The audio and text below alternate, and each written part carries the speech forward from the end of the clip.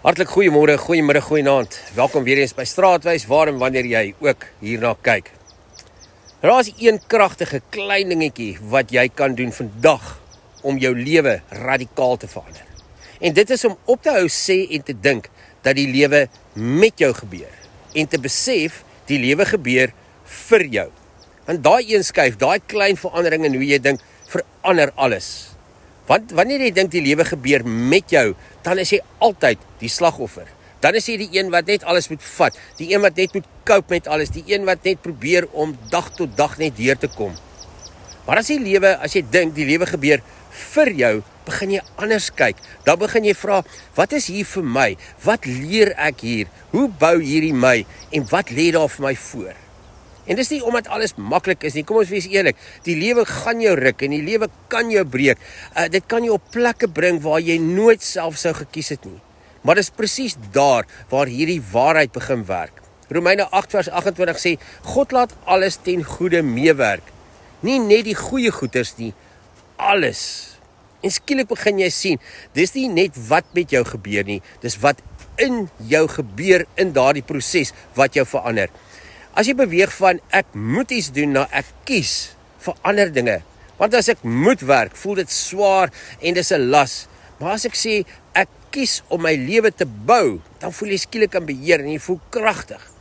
Jy beweeg van ek is agter na ek is op my eie tydlyn. Want wie het besluit jy is laat? Wie se horlosie jaag jy? Prediker sê daar's 'n tyd vir alles en God is nie altyd haastig nie.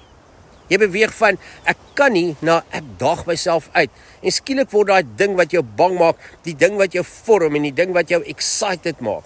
Jy beweeg van, hierdie het my gebreek na, hierdie het my gebou.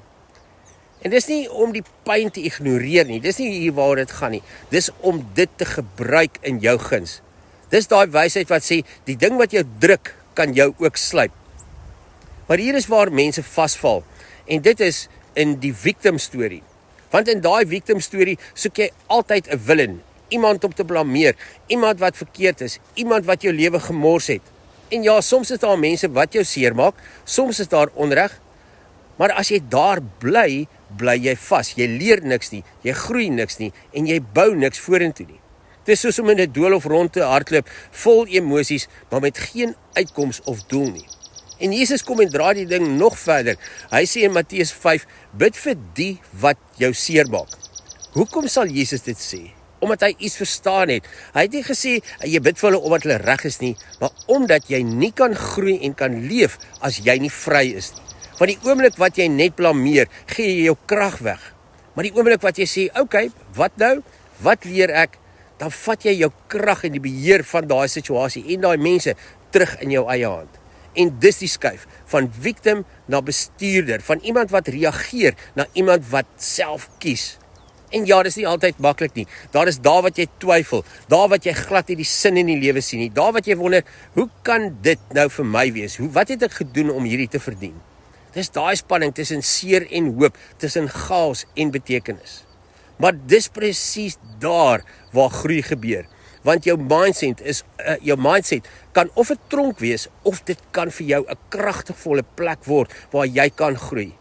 En hier's die mooiste deel, jy kan kies, elke dag, elke oomblik. Jy kies of jy gaan wegkruip, vingers wys, stories vertel, gaan blameer van hoe die lewe jou ondergekry het, of jy gaan stil raak, jy kan bewus word, jy kan begin sien, waar is die geleenthede, waar is my nuwe begin, waar is die les in hierdie ding wat my gaan bou en my gaan voorberei. Want dalk gaan dit nie oor wat met jou gebeur nie, maar oor wie jy word in dit wat met jou gebeur. So volgende keer as die lewe jou tref, moenie net vra, hoekom gebeur dit met my nie? Vra, wat gebeur hier vir my? Want dalk is God besig om iets in jou te bou, wat jy andersins nooit sou leer nie. En dalk begin jou lewe nie wanneer alles in jou lewe regkom nie, maar die oomblik wat jy besluit om anders te kyk en te sê, die lewe gebeur vir my en nie met my nie. Ek hoop jou dag is wonderlik en tot ons weer saam stap, mooi loop.